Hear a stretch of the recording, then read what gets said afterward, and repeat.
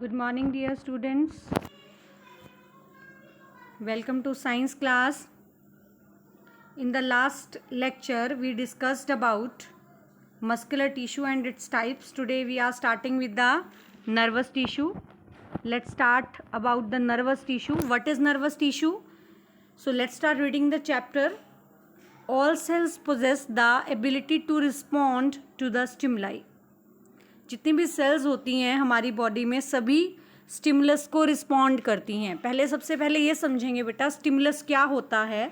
Stimulus का meaning होता है जब कोई भी एजेंट, कोई भी फैक्टर, कोई भी चेंज आना बाहर की कंडीशंस में जिसकी वजह से हमारे बॉडी रिस्पॉन्स करती है, जिसकी वजह से हमारी बॉडी में कुछ चेंजेस आते हैं, उसको हम क्या कहते हैं, that is called as stimuli, stimulus बोलते हैं। जैसे सपोज फॉर एग्जांपल हमारा हाथ किसी गर्म चीज़ को टच कर जाता है तो हम हाथ एकदम से पीछे कर लेते हैं, ये एक स्टिमुलस है। गर्म चीज़ जो है वो स्टिमुलस है। हमें पिंक कलर की कोई चीज़ दिखाई देती है, हम बोलते हैं this is the pink colour, तो हमारी आइज़ को स्टिमुलस मिला। हमें ठंड लगती है तो हम कुछ ना कुछ ठंड में कुछ गर्म कपड़े पहनते हैं, तो वो भी क्या है, एक स्टिमुलस है। सर्दी आई तो हमने उसकी वजह से हमारी बॉडी ने रिस्पॉन्ड किया। तो स्टिमुलस कोई भी एजेंट, कोई भी फैक्टर जिसकी वजह से हमारी बॉडी में कुछ चेंजेस आते हैं, कुछ रिएक्शंस होती हैं, उसे हम क्या कहते हैं, that is called as stimulus. तो हमारी बॉडी के अंदर एबिलिटी है to respond the stimuli, stimulus को रिस्पॉन्स करने की हमारी बॉडी में एबिलिटी होती है। Cells of the nervous tissue are highly specialised. जो नर्वस टिश्यू की सेल्स होती हैं, नर्वस टिश्यू की बात करते हैं हम, नर्वस टिश्यू की जो सेल्स होती हैं वो बहुत स्पेशल टाइप की होती हैं फॉर बीइंग स्टिमुलेटेड, जो स्टिमुलस के अगेंस्ट रिस्पॉन्ड करती हैं, यानी उनको ईजिली स्टिमुलस ट्रांसमिट भी, उनको ईजिली स्टिमुलस वो रिसीव भी कर लेती हैं और ट्रांसमिट भी कर देती हैं। ठीक है, सो नेक्स्ट है then transmitting the stimulus very rapidly, और ये स्टिमुलस को आसानी से रिसीव भी करती हैं और क्या कर देती हैं, ट्रांसमिट भी करती हैं और बहुत फास्ट करती हैं। इतना फास्ट करती हैं कि जैसे सपोज अगर मान लीजिए एक वायर के अंदर से करंट पास होता है तो with in the seconds current pass होता है। जैसे आपके घर में फ़ैन है, बल्ब है, एलईडी बल्ब है, आप लाइट को स्विच को ऑन करते हो, फ़ैन कितनी दूर होता है, फटाफट से करंट ट्रैवल करके जाता है।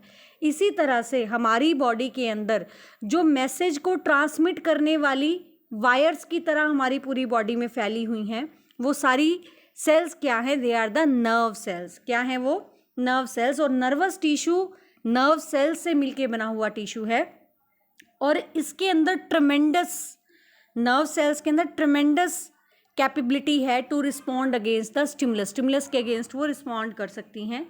Then transmitting the stimulus very rapidly from one place to another, एक जगह से दूसरी जगह बॉडी में एक जगह से दूसरी जगह जो है मैसेज को ट्रांसमिट करती हैं। The brain, spinal cord and the nerves, हमारा जो दिमाग है, हमारी जो स्पाइनल कोड है और हमारी जो नर्व सेल्स हैं, ये सब नर्व्स किस चीज़ की बनी हुई हैं, these are made up of nervous tissue. हमारी जो नर्व्स हैं, नर्व्स क्या होती है, एक पूरी की पूरी वायर जो मैसेज को ट्रांसमिट करने के लिए लेके जा रही है, नर्व्स। ठीक है, तो वो सारी किस चीज़ की बनी हुई है, they are made up of the nervous tissue. और नर्वस टिश्यू किस चीज़ का बना हुआ है, नर्वस टिश्यू बना हुआ है नर्व सेल का। This is a structure of nerve cell as you are seeing on your screen. So हमारा जो नर्वस टिश्यू है that is made up of nerve cells. और हमारी जो ब्रेन और स्पाइनल कोड है, बेटा स्पाइनल कोड के बारे में आपको पता है। If I draw a diagram, जैसे suppose this is our brain, ये हमारा ब्रेन है। ठीक है, हमारा ब्रेन है जो हमारे हेड के ऊपर वाले रीजन में है, ये ब्रेन वाला पार्ट हो गया। इस ब्रेन वाले लोअर मोस्ट पार्ट से कुछ कॉर्ड लाइक स्ट्रक्चर्स अपीयर होते हैं जो हमारी रीढ़ की हड्डी के बीचों बीच जाते हैं। ठीक है, इसके चारों तरफ हमारी रीढ़ की हड्डी की जो छोटी छोटी वर्टिब्रल कॉलम हैं वो अरेंज्ड होते हैं। तो ये क्या है, this is all about the spinal cord, इसको हम स्पाइनल कोड का नाम देते हैं। ये हमारा ब्रेन है, ये हमारी स्पाइनल कोड है। और नर्व्स क्या होती हैं, जो मैसेज को ट्रांसमिट करती हैं, बहुत सारी नर्व सेल्स से मिलके बनी होती हैं। ठीक है, so the cells of this tissue are called as nerve cells. जो इस टिश्यू की सेल्स होती हैं उनको हम क्या कहते हैं, they are called as nerve cells. क्या बोलते हैं उन्हें हम, नर्व सेल्स। तो नर्वस टिश्यू की सेल्स को क्या बोला जाता है, they are called as nerve cells. अब ये नर्व सेल्स या इनको हम न्यूरॉन भी कहते हैं, these are also known as nerve cell और द न्यूरॉन। सो न्यूरॉन किस चीज़ का बना होता है? Neuron consist of a cell body, neuron के कुछ पार्ट्स होते हैं, with a nucleus and a cytoplasm from which long thin hair like parts arise. Nerve cells जो होती हैं वो किस चीज़ की बनी हुई है? That is made up of 3 parts, basically 3 हिस्सों से बनी हुई है। This is called as cell body, इसको हम क्या कहते हैं? Cell body. क्लियर? उसके बाद आता है बीच वाला जो ये थ्रेड लाइक स्ट्रक्चर है, this is called as dendrite. क्या बोलते हैं इसे हम? डेंड्राइट।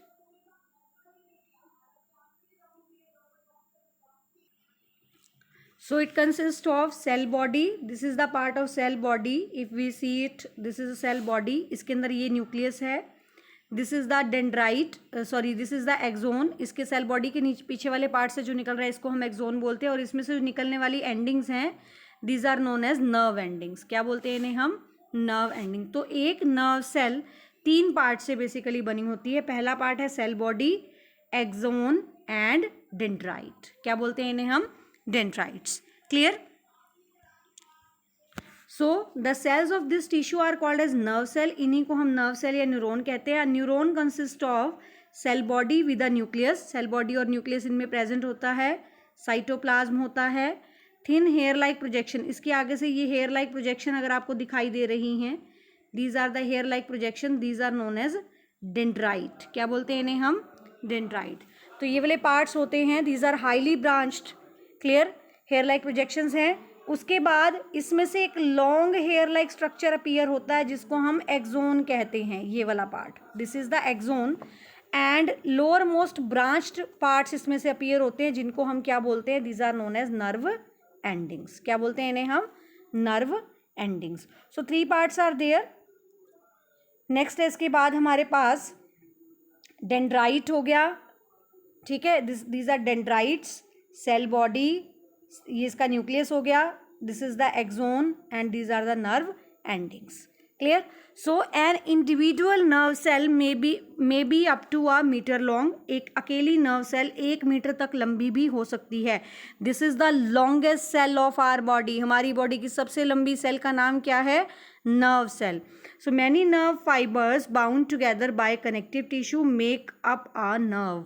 तो बहुत सारी नर्व सेल्स आपस में एक दूसरे से जुड़ी होती हैं. और कैसे जुड़ी होती है? With the help of connective tissue, जिससे क्या बनती है? एक नर्व बनती है. क्लियर?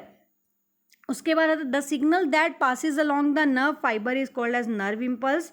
और जो signal one cell to another cell transmit होता है उसको हम क्या बोलते हैं? That is called as nerve impulse. Nerve impulse allow us to move one muscle when we want to. Nerve impulse हमारी हेल्प करता है हमारी मसल्स की मूवमेंट में. जब हम चाहते हैं तब वो मूव करने में हेल्प करता है.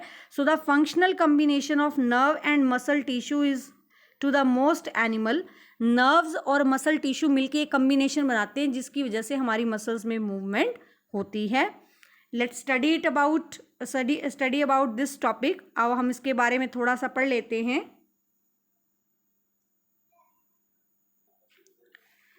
So first of all, what is nerve? Neuron. Neuron हम किसे कहते हैं? एग्जाम में ये question most of the time आता है with the diagram. Let's draw the diagram and discuss about it. So first of all, अगर हम डिस्कस करते हैं न्यूरॉन के बारे में, न्यूरॉन को हम क्या कहते हैं? This is also known as nerve cell. इसको हम नर्व सेल भी कहते हैं. दूसरा, ये क्या होता है? That is electrically excitable cell that receive, process and transmit information through the electrical and chemical signals. ये क्या करता है? मैसेजेस को इलेक्ट्रिकल और केमिकल सिग्नल्स की फॉर्म में ट्रांसमिट करता है. It is working unit of our nervous system. ये हमारे नर्वस सिस्टम का वर्किंग यूनिट है, जो मेन फंक्शनल यूनिट है. ये किस चीज़ से बना होता है? It is made up of cell body, dendrite, axon और नर्व एंडिंग्स. क्लियर? इसके बाद हम डिस्कस करते हैं नेक्स्ट पार्ट के बारे में. सो हम अगर एक नर्व सेल का स्ट्रक्चर अगर हम ड्रॉ करते हैं, each nerve cell consist of these parts. ये नर्व सेल इस तरह से बनी होती है, स्टार शेप्ड पार्ट होता है आगे से. इसके अंदर से इसको क्या बोलते हैं? This is called as cell body. इसके अंदर एक न्यूक्लियस होता है. These are dendrite. ये डेंड्राइट्स हो गए. क्लियर? अगर हम इसको ड्रॉ करें तो दीज आर डेंड्राइट्स. ये सभी फिंगर लाइक प्रोजेक्शंस हैं. इसको हम क्या बोलेंगे, this is called as nucleus. ये हो गया साइटोप्लाज्म, ठीक है, आप ड्रॉ करेंगे, इसको बोलेंगे एक्सोन। क्या बोलेंगे इसे हम, एक्सोन। अब ये जो एक्सोन है, दिस एक्सोन में बी कवर्ड और अनकवर्ड। ये कवर्ड हो तो किस चीज़ से कवर होता है, एक प्रोटीन की कवर होती है, इसको क्या बोलते हैं, दिस प्रोटीन शीथ। इस तरह से बीच बीच में इसमें छोटी छोटी पार्ट्स छुटे हुए होते हैं, ठीक है, कहीं कहीं से ये बीच में से कवर्ड होता है, बीच बीच में से कहीं कहीं अनकवर्ड भी होता है। So these may be covered and this cover is known as myelin protein. क्या बोलते हैं इसे हम, माइलिन शीथ। माइलिन प्रोटीन की बनी हुई इसकी कवरिंग होती है और इस एक्सोन में से नर्व एंडिंग्स निकलती हैं, ठीक है, these are known as nerve endings, ठीक है। ये हो गया हमारा स्ट्रक्चर किसका, नर्व सेल का। नर्व सेल के पार्ट्स हो गए, this is the cell body. कितने पार्ट्स हो गए इसका, इसको बोलेंगे हम सेल बॉडी। सेल बॉडी के अंदर न्यूक्लियस होता है, साइटोप्लाज्म होता है, सारी सेल ऑर्गेनेलिज होती हैं, जो हमारे नॉर्मल एनिमल सेल में ऑर्गेनेलिज होती है वो सारी सेल ऑर्गेनेलिज इसमें भी होती हैं, ठीक है। साइटोप्लाज्म हो गया, न्यूक्लियस, और ये इसमें से डेंड्राइट है, these are known as dendrite, ठीक है। और अगर हम डिस्कस करते हैं तो ये वाले पार्ट्स हो गए आपके डेंड्राइट, ये डेंड्राइट हैं, ठीक है। ये हो गया हमारा एक्सोन, इसको हम एक्सोन कहेंगे। ये कवर्ड भी हो सकता है और अनकवर्ड भी, इसको हम क्या करेंगे, नर्व एंडिंग्स, ठीक है। अब ये मैसेज को ट्रांसमिट कैसे करता है, ठीक है, इसके बारे में हम थोड़ा सा डिस्कस कर लेते हैं।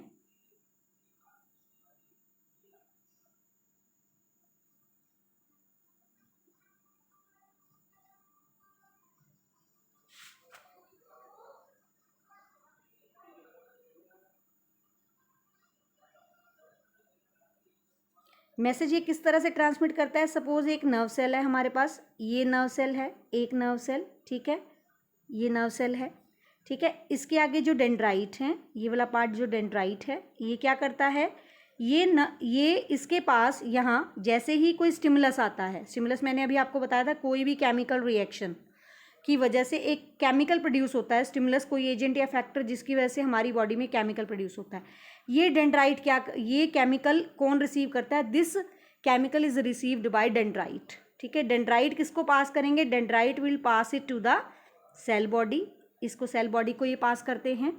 सेल बॉडी से मैसेज कौन लेके जाता है, this is taken up by, कौन लेके जाएगा मैसेज, सेल बॉडी से मैसेज कौन लेके जाता है, this message is taken up by the axon. कौन लेके जाता है, एक्सोन। तो सेल बॉडी से मैसेज कौन लेके गया, एक्सोन। एक्सोन से मैसेज कौन लेके जाएगा, नर्व एंडिंग, ठीक है। ये नर्व एंडिंग्स हैं। ये नर्व एंडिंग क्या करती हैं, फाइनली ये नर्व एंडिंग एक केमिकल फिर से प्रोड्यूस कर देती हैं, ठीक है।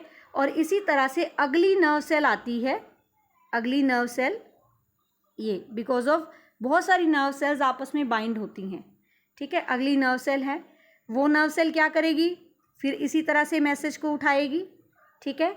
कौन सा पार्ट उठाएगा मैसेज का, these chemical signals are received by again dendrite, dendrite इसको रिसीव कर लेंगे। डेंड्राइट कहाँ सेंड करेंगे बेटा, सेल बॉडी को, सेल बॉडी से फिर एक्सोन को, एक्सोन से नर्व एंडिंग को, फिर अगेन वही सारा सिस्टम बार बार चलता चला जाएगा। और इस तरह से मैसेज एक नर्व सेल से दूसरी नर्व सेल तक ट्रांसमिट होता है।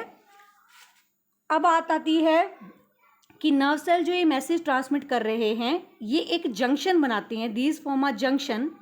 ये क्या करती हैं, दीज फॉर्म ना जंक्शन, ठीक है, जंक्शन बनाती हैं बीच में। This area where one nerve cell, एक नर्व सेल की एंडिंग और दूसरे नर्व सेल की डेंड्राइट, एक नर्व सेल की एक्सोन एंडिंग और दूसरे की डेंड्राइट, दोनों के बीच का जो स्पेस होता है जहाँ केमिकल सिक्रीट होता है, उसको क्या कहते हैं, this is known as synapse. क्या बोलते हैं बेटा इसे हम, साइनेप्स। ये साइनेप्स क्या होता है, it is the junction between two nerve sales, दो नर्व सेल्स के बीच के जंक्शन को हम साइनेप्स कहते हैं। अब ये साइनेप्स पे होता क्या है, एक केमिकल सिक्रीट होता है, एक नर्व सेल दूसरी नर्व सेल को रिसीव करने के लिए केमिकल सिग्नल देती है, ठीक है।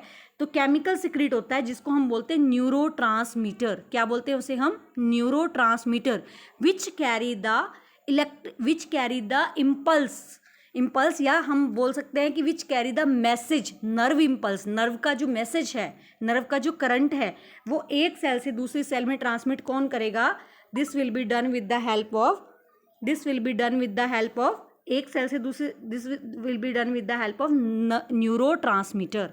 तो साइनेप्स क्या होता है? It is the junction between two nerve cells where a chemical is secreted by one nerve cell and received by other nerve cell.